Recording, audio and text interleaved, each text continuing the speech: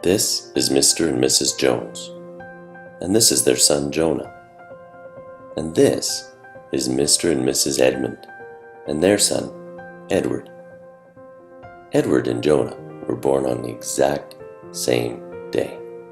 But that's where the similarities end, because Jonah, unlike Edward, didn't fare so well in the Postal Code lottery.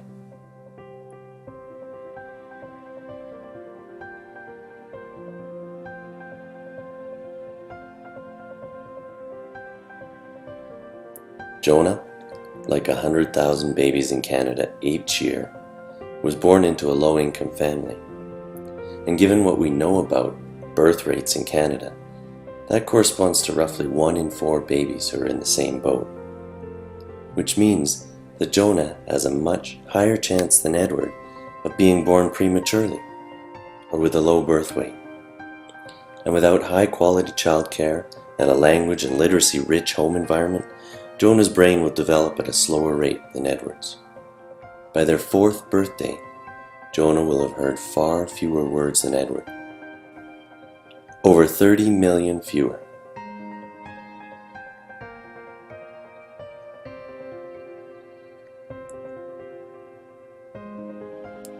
Unless reading, singing, talking, and playing in Jonah's household will mean his language skills will be slower to develop.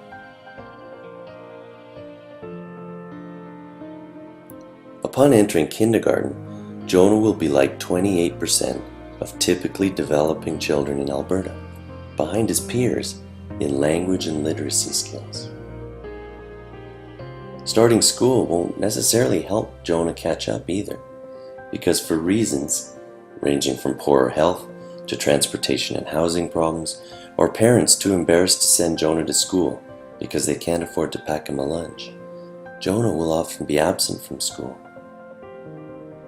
And during summer holidays, don't expect Jonah to catch up with his peers because his parents aren't able to send him to summer camp or take him to the library or to the zoo.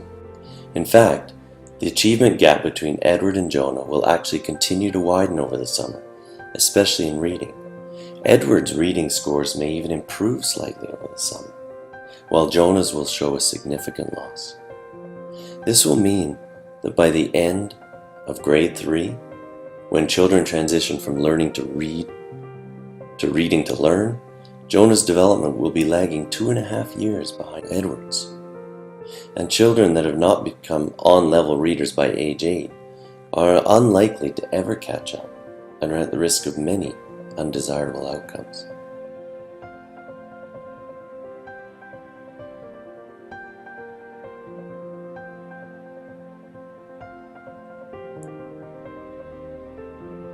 But hold on for a second, it doesn't have to be that way.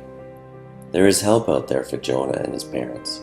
Help from networks of teachers and principals, parents and caregivers, government and businesses, and community organizations like Calgary Reads, who believe that schools and teachers cannot be the only ones responsible for teaching children to read with confidence and joy.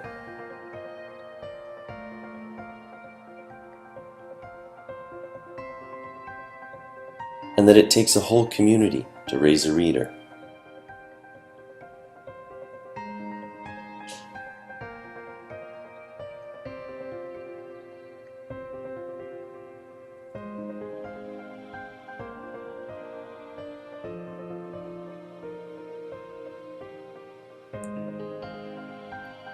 We know what we need to do.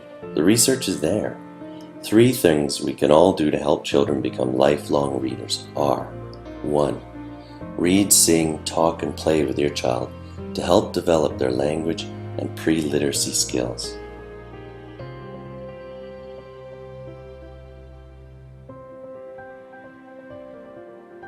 2. Create a home environment that is supportive of reading.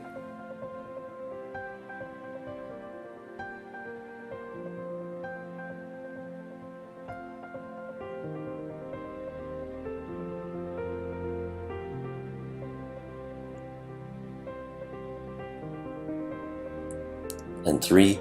Just read.